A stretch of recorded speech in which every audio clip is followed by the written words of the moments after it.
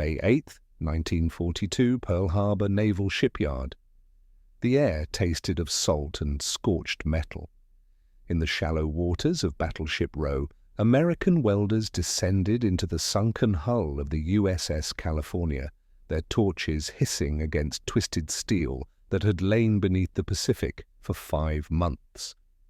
The battleship sat in 24 feet of mud and seawater, her starboard side torn open by 2 torpedoes, her deck still stained with the shadows of December 7th. Around her, the skeletal remains of Arizona smoldered quietly, a permanent grave. But California was different. She was coming back. 7,000 miles across the Pacific, in a cramped intelligence office in Yokohama, Commander Takeshi Naito studied reconnaissance photographs with growing confusion. The images taken by long-range patrol aircraft showed the same harbor his carrier pilots had ravaged just months before. He counted the silhouettes, then counted again. The numbers refused to make sense. Where there should have been wreckage and absence, there were shapes. New shapes. Vessels that had not existed in December now crowded the docks. Ships that had been photographed, listing and burning were vertical again, their superstructures rebuilt, their guns trained skyward. Naito set down his magnifying glass and reached for a cigarette, his hands unsteady. Something was wrong with the arithmetic of this war.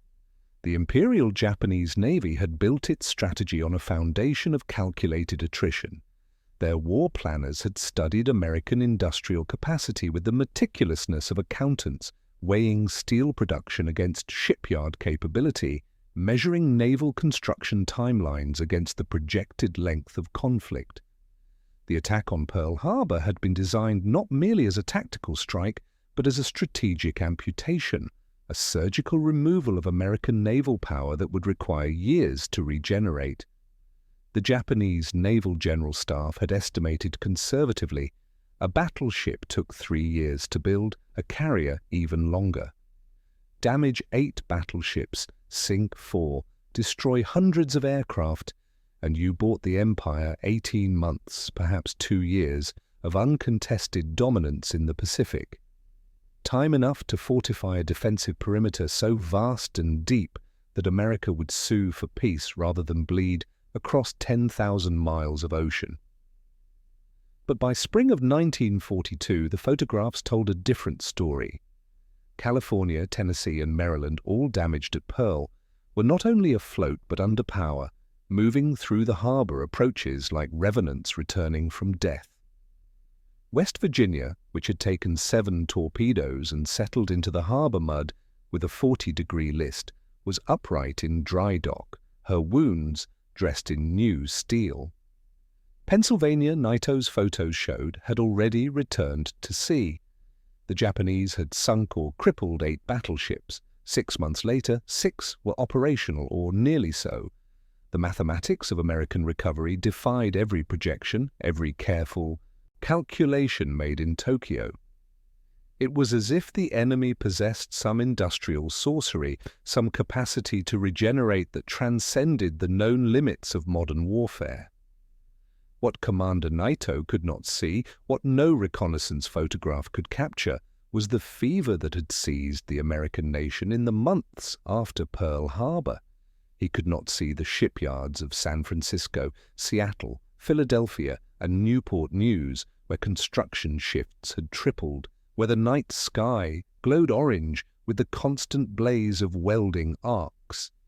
He could not see the Liberty ship sliding down the ways in Richmond, California, where Henry Kaiser's workers had reduced construction time from 200 days to 45, where vessels emerged from the yards faster than the Japanese could sink them.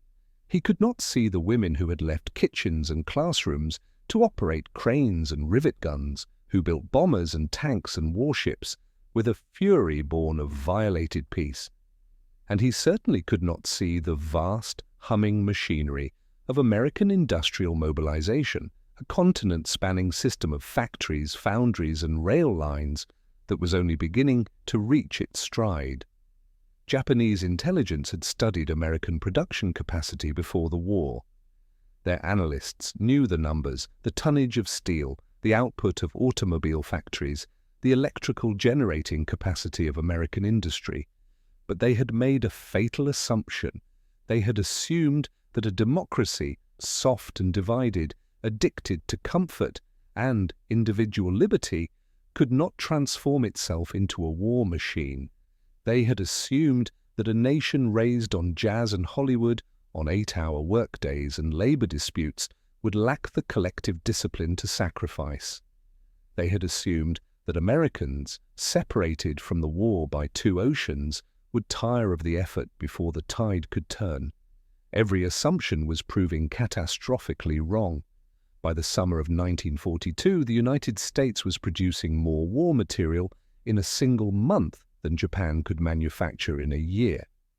American shipyards were launching a new destroyer every 10 days, a new submarine every week. Aircraft factories in Wichita, Seattle, and Long Beach were turning out fighters and bombers at a rate that seemed almost absurd. Over 3,000 aircraft per month by mid-year, climbing towards 6,000 by year's end.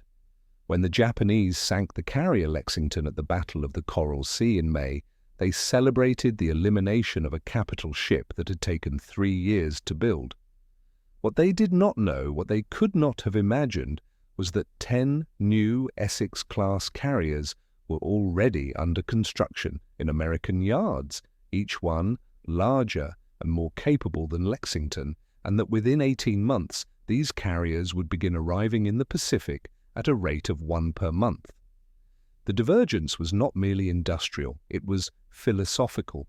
Japanese war production operated under the assumptions of scarcity.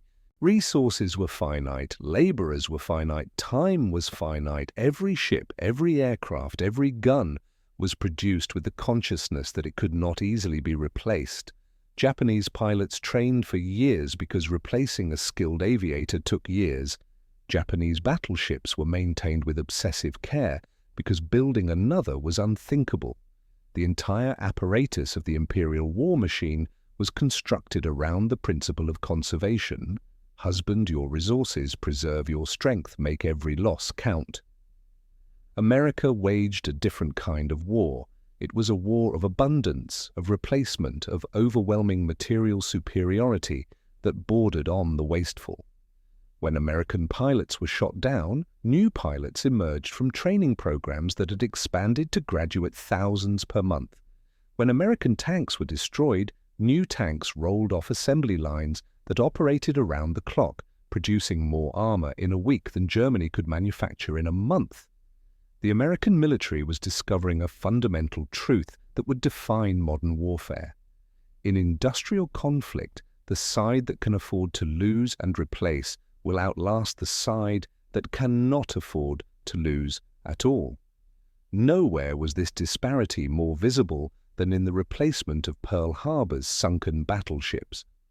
The salvage of California alone was an engineering achievement that would have been considered impossible by any other navy. American salvage teams pumped 20,000 tons of water from her hull, patched 5,000 square feet of ruptured plating, and refloated a vessel that the Japanese had counted as permanently destroyed. They did this while simultaneously raising West Virginia, Tennessee, and Nevada, a simultaneous salvage operation of such scale that it required the invention of new techniques, new equipment, new approaches to marine engineering. And they did it in months, not years. But more telling than the salvage was what came next. While the battleships were being raised and rebuilt, American yards were launching new vessels at such a pace that the recovered battleships were almost redundant. The war had moved beyond the battleship. Carriers were the new capital ships, and America was building them with assembly line efficiency.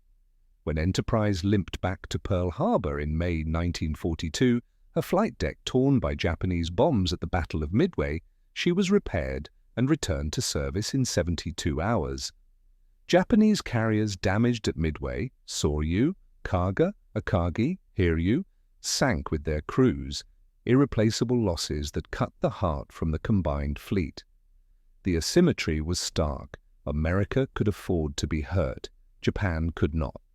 By late 1942, Japanese intelligence officers like Commander Naito were filing reports that their superiors did not want to read. The reconnaissance photographs and captured documents painted an impossible picture. American submarine construction had reached a rate of 3 vessels per month. Destroyer production was approaching 2 per week. The Essex-class carrier program, once dismissed as ambitious propaganda, was real and accelerating. And beneath these numbers lay something more troubling: the realization that American industry was still ramping up, that the production rates of 1942 were merely a fraction of what would come in 1943 and 1944. The symbolic turning point came not in any single battle, but in the quiet, relentless accumulation of steel. In December 1942, exactly 1 year after Pearl Harbor, the United States launched more naval tonnage than the entire Japanese Navy possessed. That same month, American factories produced more aircraft than Japan would build in all of 1943. The war had become a race between Japanese tactical skill and American industrial output, and it was becoming clear which force would prevail. Every strategic calculation made in Tokyo before Pearl Harbor had been based on the assumption that Japan could win a short war. No one had planned for a long one.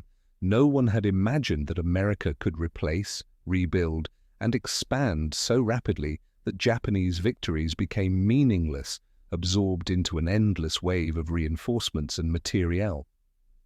There were moments when individual Japanese officers grasped the magnitude of the disparity. After the Battle of Midway, where Japan lost 4 carriers in a single day, Admiral Isoroku Yamamoto reportedly told his staff that Japan could not win a prolonged war of attrition. He had always known this. He had warned the government before Pearl Harbor that he could run wild for 6 months, perhaps a year, but that a long war with America would end in defeat. Now, watching his carrier force evaporate while American shipyards worked 3 shifts around the clock, Yamamoto's prophecy was coming true ahead of schedule. The 6 months had passed, the tide was turning, and there was no industrial base, no reserve of resources, no hidden capacity that could match what America was bringing to bear. The battleship California, refloated and rebuilt, returned to combat operations in January 1944. She carried new radar, new anti-aircraft guns, new fire control systems, technologies that had not existed when she was sunk. Her crew, many of them survivors of the Pearl Harbor attack, sailed her into the island-hopping campaigns of the Central Pacific, where she provided gunfire support for landings at Saipan, Guam, and Leyte Gulf. She was not merely repaired, she was improved, upgraded, made more lethal than she had been before her sinking. This was the cruelest mathematics of all for Japanese planners. American ships did not simply return to service, they returned better, while Japanese losses were permanent and Japanese survivors fought with increasingly obsolete equipment. By 1945, the disparity had become apocalyptic. The Imperial Japanese Navy, which had ruled the Pacific in 1942, was reduced to scattered remnants hiding in harbors, starved of fuel, devoid of air cover, waiting for an invasion that would come on the decks of a fleet larger than any ever assembled in human history. The United States Pacific Fleet, which had begun the war with 3 operational carriers, now deployed more than 20 fleet carriers, dozens of escort carriers, hundreds of cruisers and destroyers, and a submarine force that had strangled Japanese maritime commerce into non-existence. The ships that had burned at Pearl Harbor, California, Tennessee, Maryland, Pennsylvania, were still in the fight, their guns bombarding Japanese home islands, their survival a testament to the industrial and human will that had raised them from the mud. In the end, Japanese intelligence had been correct about one thing. America possessed an industrial capacity far greater than Japan's. What they had failed to understand was the speed with which that capacity could be mobilized, the ruthless efficiency with which it could be applied, and the psychological transformation of a nation that, once attacked, would pour every resource, every innovation, every ounce of effort into victory. They had expected hesitation, division, and war-weariness. They had encountered instead a democratic society that proved more disciplined, more unified, and more industrially ferocious than any totalitarian state. The photographs that confused Commander Naito in May 1942 were an early glimpse of a truth that would define the Pacific War. In industrial conflict, replacement capacity is destiny. The side that can rebuild faster, produce more, and sustain losses without collapse will grind down any opponent, no matter how skilled, how brave, or how initially successful. Pearl Harbor had been Japan's greatest tactical victory and its greatest strategic mistake. It had awakened a power that could not be measured in battleships sunk or aircraft destroyed, but in the furnaces of Pittsburgh, the shipyards of California, and the factories of Detroit, a power that, once roused, could replace its losses faster than any enemy could inflict them. The battleships rose from the harbor floor, the carriers multiplied on the slipways, the submarines, destroyers, and landing craft poured from the yards in an endless, unstoppable flood. And across the Pacific, in intelligence offices and command centers, Japanese officers stared at the numbers and understood, too late, that they had gone to war with a nation that could afford to lose everything and still come back stronger.